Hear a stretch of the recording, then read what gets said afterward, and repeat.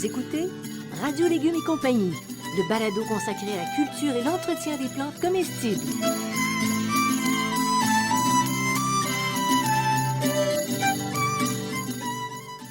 Laitue, Basilic, plantation, poivron, bleuets, pollinisation, haricots, arrosage, fraises, insectes ravageurs et maladies, concombres. fertilisation. Radio Légumes et compagnie, le balado qui vous dit tout pour cultiver et entretenir simplement les plantes comestibles de façon naturelle.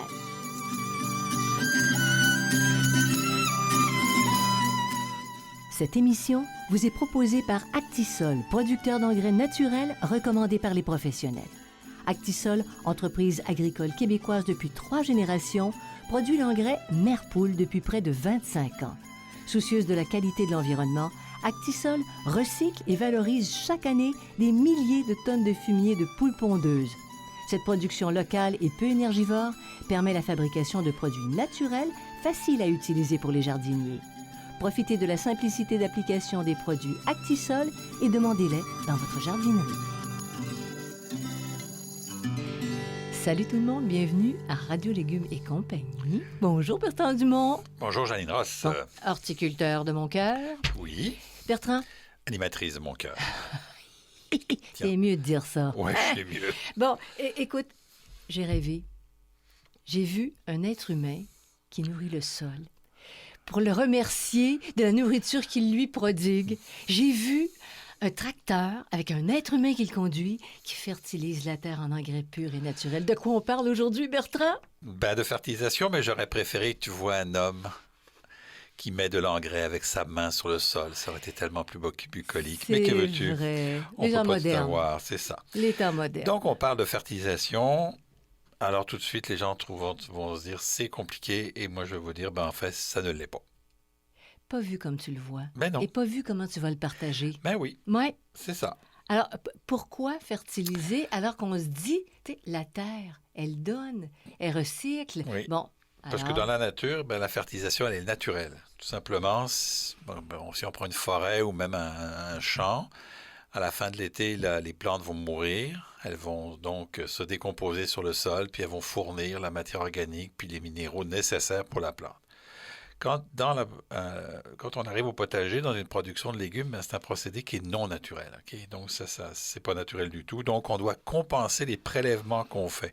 C'est-à-dire que quand on récolte un légume, si on laissait le légume pourrir sur place, ben là, on n'aurait pas besoin de faire de fertilisation. Mais comme on récolte le légume, on sort des nutriments, puisque c'est ça qu'on veut manger. Donc, il faut compenser ces nutriments-là. C'est ça le principe de la fertilisation. quelle belle conception des choses. C'est simple. C'est simple. C'est très simple. simple. Alors, mais, on va quand même te faire travailler, Un même petit si peu. c'est simple, la différence entre, on entend parler d'amendement et de fertilisation. Alors, c'est deux choses. C'était longtemps la même chose. Pendant des siècles, ça a été la même chose. Et puis, au moment où est arrivé ce qu'on appelle l'agriculture moderne, à peu près là, avec la fin de la guerre de 14-18, puis dans les années 20-30, là, on a eu, d'un côté, on avait les amendements. Les amendements qui modifiaient les propriétés physiques, chimiques et biologiques du sol. Okay? Ça avait vraiment un effet sur la structure, la texture et ainsi de suite. Et de l'autre côté, on avait les engrais, qui étaient un apport de produits chimiques qui modifiaient à la fois les propriétés chimiques et biologiques du sol, malheureusement de manière à la fois positive pour la plante, mais négative pour le sol. C'est ça. Mais il est là le problème. Il est là le problème. Ouais. OK? Et aujourd'hui, avec l'arrivée des produits naturels, des engrais naturels, ben là, la différence entre l'amendement et la fertilisation est un petit peu différente, là. Parce qu'on a quelquefois des choses qu'on appelle des engrais, mais qui vont avoir de la matière organique, donc qui vont avoir un effet d'amendement sur le sol. C'est beaucoup plus proche Donc de ce on que, revient, oui c'est ça, plus proche, et on revient à ce qui se faisait avant. ce que la nature fait. Oui, ce que la nature ce que fait les, finalement. ce que les gens ont fait jusqu'à la Première Grande Guerre mondiale C'est ça, et qui se tenaient. c'est ça. Quels produits on utilise pour amender ou fertiliser? Alors, vraiment, les amendements, là, c'est la chaux, le gypse, la cendre de bois, la mousse de tourbe et le sable. Le sable, on l'utilise très, très rarement. Là, je l'indique pour général. Ben, par exemple, la culture de la pomme de terre. Oui, mais amender avec du sable, c'est compliqué. OK, c'est très parfait. compliqué. Fertiliser, ben, on fertilise avec des engrais de synthèse. Yeah! OK. Mais comment ça? Ben, c'est comme ça qu'on fertilise, OK. parce que c'est que dans le principe de l'agriculture moderne, le sol n'est qu'un élément pour soutenir la plante et donc on va nourrir la plante. On va y revenir sur ce concept-là. Donc, agriculture moderne, Moderne, quand tu me parles de synthèse ici. Je ne te parle pas d'agriculture actuelle. Non, ce parfait. qu'on appelle moderne. Donc, amender, fertiliser, ben là, c'est le compost, le fumier composté et les engrais naturels. Alors, il faut nourrir le sol ou la plante. Alors voilà, c'est ce que je disais il y a 2 minutes. Là, donc, clé. dans la fertilisation moderne, ce qu'on appelle l'agriculture moderne, l'agroagriculture, on nourrit la plante. Le sol sert de support et on va nourrir la plante. Mais entre parenthèses, Bertrand, il y a des gros dommages au sol. C'est ça. Les terres finissent par ne plus produire parce que la terre doit être vivante pour donner du vivant. Ben, c'est ça, Okay. c'est ça aujourd'hui. Donc la fertilisation ancienne et actuelle, donc la vieille et la moderne, on va nourrir le sol. Okay? Donc ce qu'on veut, c'est qu'un sol en santé qui nourrit mieux la plante. Okay?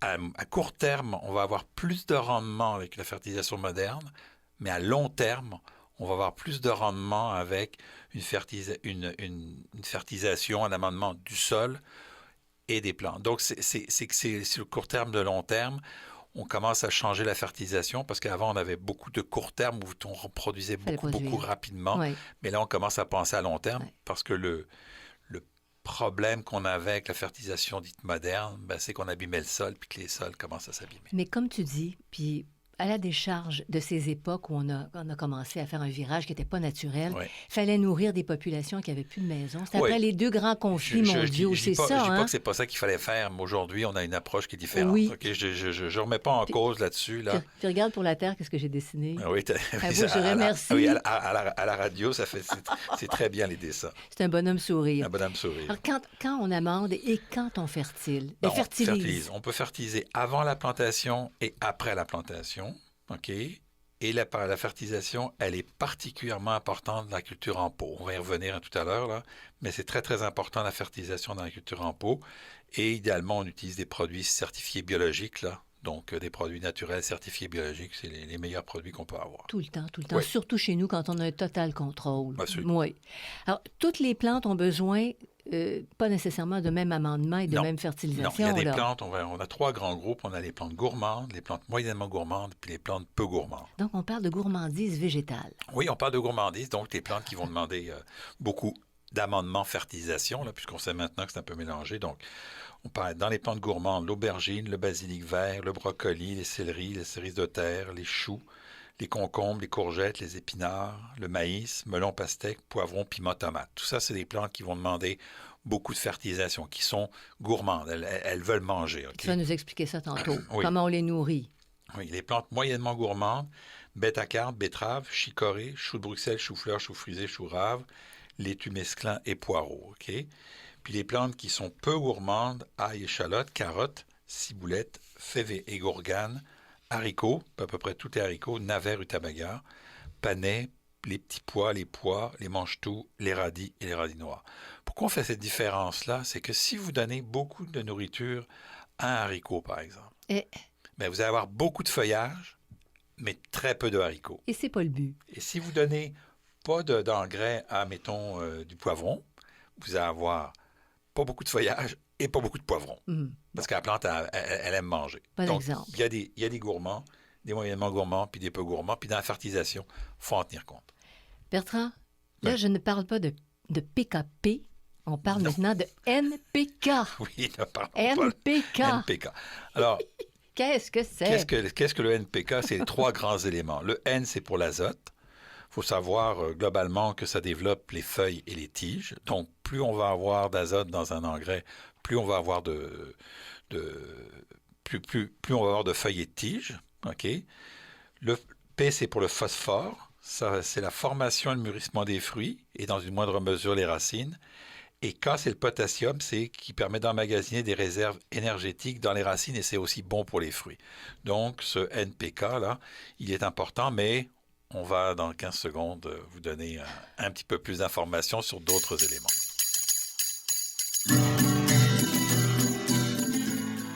Vous écoutez Radio Légumes et compagnie, le balado consacré à la culture et l'entretien des plantes comestibles.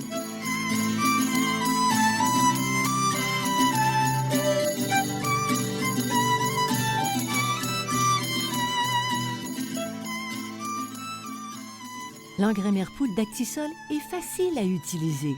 Il est produit localement et bon pour l'environnement. Cet engrais 100% naturel est fait de fumier de poule pondeuse.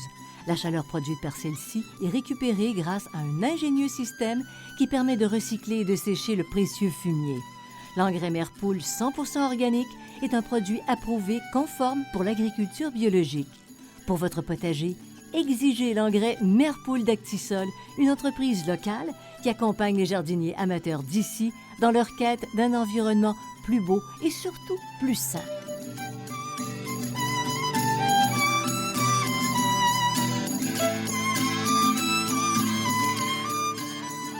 Vous écoutez Radio Légumes et compagnie, le balado consacré à la culture et l'entretien des plantes comestibles. Alors pourquoi la teneur NPK est plus élevée dans un engrais de synthèse que dans les engrais naturels ou le compost? Puis c'est ce qui faisait peur au début, quand on a commencé là, à parler d'engrais naturels. OK, c'est pas pareil, c'est pas les mêmes niveaux. Tout simplement, c'est parce que l'engrais de synthèse, il est très facilement assimilable, mais aussi il est souvent soluble et il s'en va très rapidement. Okay? Il est lessivé. Il est lessivé rapidement. Et donc, l'engrais naturel et le compost, il est peu élevé, mais tout est assimilable. Okay? Donc, il y en a un il est très facilement assimilable, puis il va se lessiver rapidement, il ne va pas se tenir. Alors que dans l'engrais naturel et le compost, il est peu élevé, mais tout est assimilable en prenant du temps. Donc, ça va fournir sur du long terme plutôt que sur du court terme. Là. OK. Maintenant, est-ce qu'il y a d'autres éléments qui sont nutritifs pour les plantes, mais moins importants que NPK?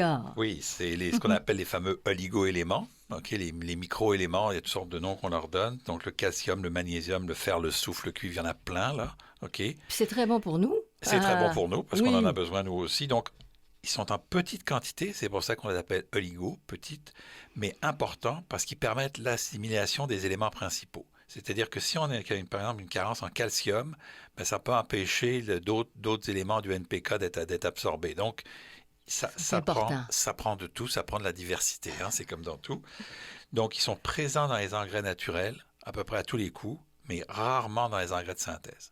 Hein, c'est surtout le problème, c'est que dans les engrais de synthèse, vous avez NPK, vous n'avez pas beaucoup d'oligo-éléments, souvent même pas du tout, et donc, vous avez juste ça, c'est un booster, ce qu'on appelle, un coup de boost, là, un coup, mais... Tu produis, mais c'est pas nutritif. C'est ça, mais encore là, ça revient au concept on nourrit la plante, on donne beaucoup à manger à la plante, mais on ne nourrit pas le sol. Bon, alors, les engrais. Si on ne donne pas la bonne nourriture à une plante, parce que tu as tes listes tantôt qui sont importantes, là, les plantes gourmandes, moins gourmandes, etc., est-ce que ça peut être nuisible si on ne leur donne pas le bon repas? Oui, effectivement. Donc, là, c'est une surfertilisation. Écoutez bien ce que ça amène, plus sensible aux insectes ravageurs et aux maladies. Misère. C'est clair, net et précis. Plus on surfertilise, plus on a de problèmes d'insectes ravageurs et de maladies. Donc, c'est un pensez-y bien, là. Et en plus de ça, c'est particulièrement vrai si vous déséquilibrez des plantes moyennement gourmandes et peu gourmandes. Si vous leur donnez beaucoup d'engrais, alors qu'elles n'aiment pas beaucoup l'engrais, ben vous allez avoir des mauvaises récoltes, des problèmes d'insectes, des problèmes de maladies, d'insectes ravageurs. Donc, il faut vraiment y aller avec les quantités dont la plante a besoin. C'est un peu comme si vous avez besoin, je ne sais pas quoi, de milliers de calories par jour, puis que vous décidez que vous en prenez 3 fois plus, ben vous allez devenir obèse. Là, c'est parce que vous prenez trop de calories. Puis avec l'obésité, vous allez avoir du diabète, vous allez avoir toutes sortes de maladies. C'est un peu la même chose chez les plantes. Si on les surfertilise, on va leur donner toutes sortes de problématiques qu'on ne veut pas avoir. C'est une analogie qui est intéressante. Alors, tu as parlé de plusieurs différences entre les engrais naturels et les engrais de synthèse, mais peut-être qu'il y a d'autres différences que tu voudrais souligner? Oui, l'engrais naturel il est obtenu en général par la décomposition, le séchage ou le broyage de produits naturels. Hein, donc, c'est un processus là, qui peut être fait de cette manière. L'engrais de synthèse, lui, il est obtenu par la fabrication, qui est souvent très complexe, lors d'un processus industriel à partir de minéraux et de gaz. Okay? Donc, c'est un processus industriel, alors que l'engrais naturel, c'est vraiment décomposition, séchage, broyage d'un produit naturel. C'est ça la différence, là. Et alors que les engrais de synthèse, c'est vraiment très complexe à construire, là. Puis, est-ce qu'on pourrait dire qu'il y aurait d'autres raisons qui font que les engrais de synthèse sont dommageables pour l'environnement? Oui. D'abord, la préparation, c'est synonyme de pollution. hein. Ça prend beaucoup d'énergie pour produire de l'engrais. Ils sont solubles, donc emportés par les cours d'eau, rapidement dans les cours d'eau, donc de la pollution. On l'a vu avec les fameuses algues vertes. Hein, où est-ce que c'est l'azote qui va se retrouver dans nos lacs et qui va poser des problèmes. On a aussi des problèmes de stérilisation et d'acidification. Okay, le sol va devenir de plus en plus acide. À une époque, je ne connais pas les chiffres aujourd'hui, mais à une époque, on disait qu'à peu près 12 à 15% des sols par année devenaient stériles à cause de trop d'engrais. Ouais. Okay, donc, c'est énorme. Donc, inutilisables. C'est des terres qui ne produisent presque plus. Qui vont revenir utilisables après des années, notamment si on va remettre de la matière organique pendant plusieurs années, on va pouvoir les réhabiliter, mais c'est long. C'est long. Alors que les engrais organiques sont beaucoup plus stables. Puis aussi, il faut savoir que les engrais de synthèse, je ne rentrerai pas dans les détails, mais produisent des gaz à effet de serre qui sont mauvais, des gaz qui sont mauvais pour la couche d'ozone. Pas de gaz à effet de serre, mais des gaz qui sont mauvais pour la couche d'ozone. Oui. Okay? Donc ça aussi, ça pose des problèmes techniques à ce niveau-là. Donc on pollue. On pollue beaucoup cause plus. des dommages. Ouais. Et les sources d'engrais naturels, de façon plus spécifique pour qu'on puisse tout le monde s'y retrouver? Alors, là, les listes vont être sur le site Internet, donc, mais si vous ne les prenez pas en note tout de suite, vous allez retrouver sur le site Internet. Donc, les sources l'azote. Pour l'azote, c'est le compost, les émulsions de poisson, les farines de sang, le fumier de poulet, puis le fumier composté. Okay, donc, ça, c'est pour l'azote. Et tout ça, on peut naturel. trouver ça. Oh, oui.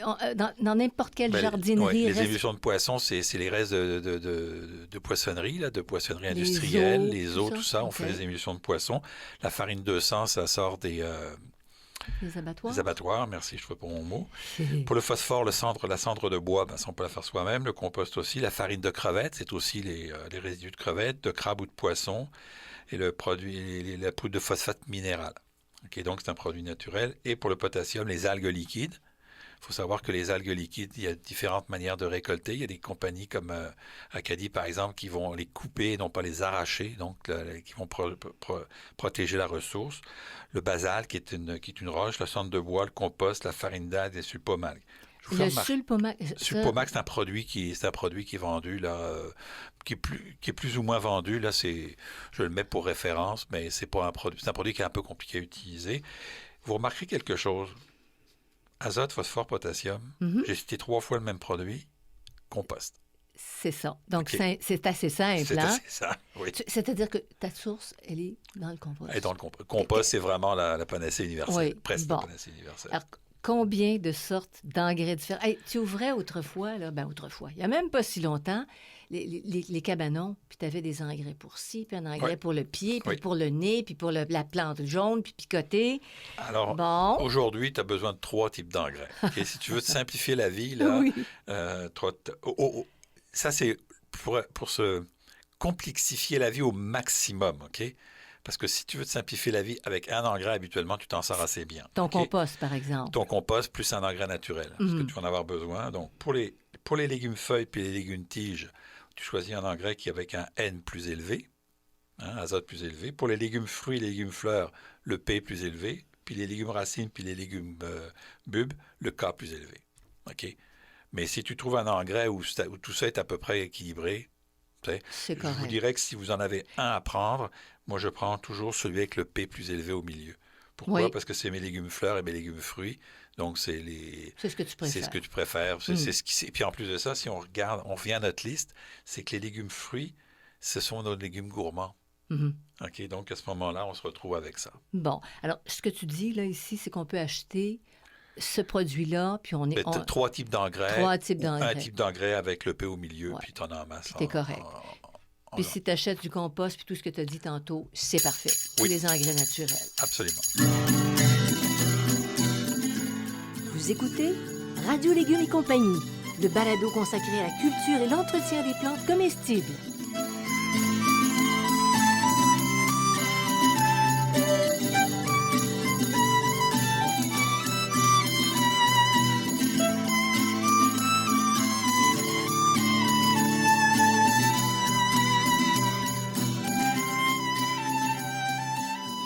Le potager urbain facile et naturel, potager en pot, le jardin fruitier facile et naturel et potager productif.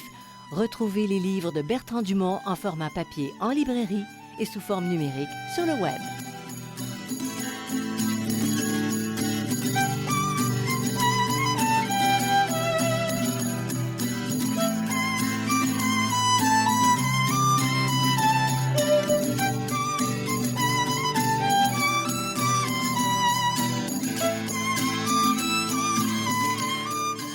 écoutez Radio Légumes et compagnie, le balado consacré à la culture et l'entretien des plantes comestibles.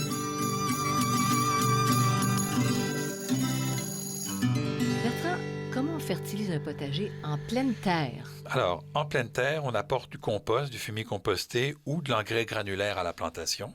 OK? Mais donc, puis compost, fumier composté, là, c'est pas mal la même chose. Moi, je fais pas une grosse différence, là. Je m'énerve pas avec ça, là. C'est la base de compost qu'on utilise, là. Donc, on va faire ça à la plantation. OK, on rappelle qu'on retourne plus la terre, donc on utilise ou notre grenillette ou notre griffe de jardinage. Donc, tu travailles toujours en surface. En surface, OK, ça change pas. Donc, on va ajouter de l'engrais naturel au cours de la saison. Et les quantités d'engrais naturels qu'on va apporter, ben, elles vont être par rapport aux besoins de la plante. On va en apporter en général 3 fois dans la saison pour une plante gourmande. On va en apporter 2 fois dans la saison pour une plante moyennement gourmande. Puis on va en apporter 1 à 0 fois pour les plantes peu gourmandes. Okay? Et l'apport de compost, de fumier puis d'engrais granulaires se fait aussi, au début de saison, se fait aussi en conséquence du niveau de gourmandise des plantes. Okay? Et on va toujours suivre les recommandations du fabricant, c'est très important, parce que si on ne suit pas les recommandations du fabricant, on arrive avec de la surfertilisation, plus d'engrais ravageurs et plus de maladies. Plus d'insectes, c'est ça. Maintenant, pour ceux qui font des potagers en pot, puis il y en a de plus en plus, on fertilise comment? Alors, il faut comprendre que dans un potager en pot, les quantités de terreau sont plus limitées. OK, donc, on a la plante, une fois qu'elle a pris tout le terreau, tout ce qu'il y avait dans le terreau, elle ne peut pas en sortir. Alors qu'une plante dans un potager, elle peut aller se promener un peu plus. Donc, ce qu'il faut savoir, c'est qu'un mélange de terreau riche, après 6 semaines, il n'y a presque plus de nourriture dans le pot. Donc, si vous avez des cultures qui font plus de 6 semaines, là, ils n'ont plus rien à manger. Si vous prenez une tomate qui fait plus de 6 semaines, ben, il n'y a plus rien à manger, il faut lui en apporter. Ce qu'on peut utiliser, puis c'est une petite concession qu'on peut faire, c'est un engrais de synthèse à libération contrôlée, ouais. qu'on va utiliser au moment de la plantation. Ça, c'est vraiment particulier. C'est un engrais de synthèse qui, lui, va se dégrader très, très rapidement. Ça, c'est pour les gens qui vivent sur des balcons, puis où c'est compliqué d'avoir toutes sortes d'engrais. Là, ça peut être une solution intermédiaire. Là. C'est pas la solution que je préconise, mais c'est un peu une solution qui peut être utile. Les engrais naturels à la plantation plusieurs fois par année, dépendant, bien sûr, du nombre d'épondages qui est en fonction de l'appétit des plantes.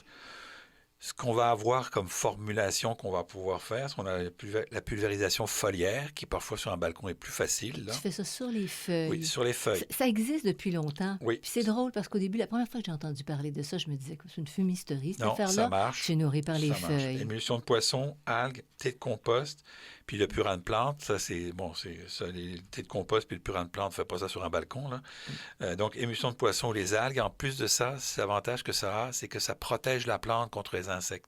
Et certaines maladies. Ces insectes ravageurs et certaines maladies. Okay? C'est ce que j'allais te poser comme question. Oui. Ça protège. Oui. Ça fait un film naturel sur les feuilles, en fait. C'est ça, oui. Bien. Soit c'est une forme granulaire, donc des engrais granulaires bio, ou encore des engrais granulaires liquides. On a les deux possibilités. Bon, puis si on se refuse à l'engrais de synthèse à libération contrôlée, est-ce qu'on peut travailler avec tout ce que tu viens de décrire? Oui, c'est ça. Si on met de l'engrais de synthèse à libération contrôlée, on n'a plus besoin de mettre d'engrais, des autres types d'engrais naturels. Là. Ni le foliaire? Bien, le foliaire, on peut aussi le foliaire. Okay. Là, au besoin, on peut réutiliser le foliaire, mais il faut faire attention à la surfertilisation. Oui. Le foliaire peut intervenir aussi si on voit des insectes et des maladies. Pour traiter, ça peut nous aider, mais il ne faut pas en faire trop, parce que sans ça, la plante, mettons, vous faites ça sur un piment, le piment, il va faire beaucoup de feuilles. Mais il ne va pas faire beaucoup de fruits, donc il faut y aller tranquillement. Là. Parfait. Maintenant, si on parlait des arbustes fruitiers puis des fines herbes vivaces. Fines herbes vivaces, il y en a qui restent avec nous des années. Des années de temps. Alors, on fertilise, il faut fertiliser tout ça. Et encore là, selon l'appétit des plantes, et chez les fines herbes vivaces, il faut faire très attention. Par exemple, un romarin n'a presque pas besoin d'engrais. Si vous en mettez trop, il va mourir. Je vais pas aller jusque-là. Oui. Donc, on regarde l'appétit. En général, pour les arbustes fruitiers et puis les fines herbes puis les arbres fruitiers, c'est un apport annuel de compost ou d'engrais naturels. C'est en général très, très suffisant. Et puis, si les plantes sont gourmandes, on va faire un deuxième apport d'engrais naturels pendant la saison. OK. Alors, tu dirais quoi comme gourmande là, pour les arbustes fruitiers? Ben, les arbustes fruitiers, là, je ne les ai pas en tête par cœur, OK, là, OK. mais dans les arbustes fruitiers, tu as, mettons, les fraises, les cassis, ça n'en demande pas beaucoup. Il n'y en a pas beaucoup. Je te dirais que c'est plutôt dans les plantes, les fines herbes non plus, parce que le romarin, ça n'en prend pas beaucoup. Les fines herbes annuelles, c'est autre chose. Les basiliques et tout ça, ça en prend Ça plus. demande. OK. Mais les sarriette. Donc, c'est vraiment, là, c'est vraiment dans les gourmandes. Il n'y en a pas beaucoup, beaucoup de gourmandes. Là, c'est à vérifier. Là. Donc, un apport Oui. serait suffisant. Un apport en général, c'est OK. suffisant. Mais OK. si vous avez... Là, je donne ça général parce que si vous avez quelques fines herbes vivaces qui demandent un peu plus ou vous voyez qui sont un peu plus de difficulté, vous pouvez rajouter une deuxième fois, mais pas plus que ça. Bertrand, merci beaucoup. Moi, je trouvais ça très intéressant parce qu'effectivement, quand on parle de fertilisation, on dit « Oh boy, c'est aride. » Oui, mais non. Mais non, c'est fertile. C'est fertile. C'est fertile. Alors, c'est tout pour ce balado. On vous invite à nous suivre. Vous allez sur radiolégumes.com, vous vous inscrivez à l'infolettre. Vous n'hésitez pas à consulter notre banque de balados parce que là, on commence à en avoir une bonne. Je voudrais remercier Bertrand Actisol. Oui. Actisol qui nous supporte, Xavier Gervais-Dumont pour la musique et l'autre, Charles Gervais-Dumont pour la technique.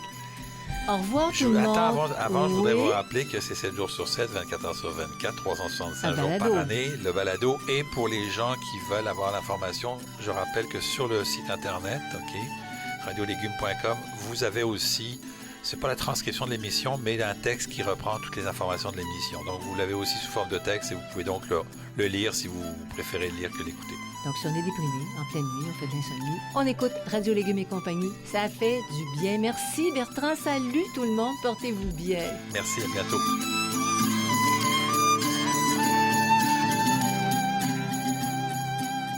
Vous écoutez Radio Légumes et compagnie, le balado consacré à la culture et l'entretien des plantes comestibles.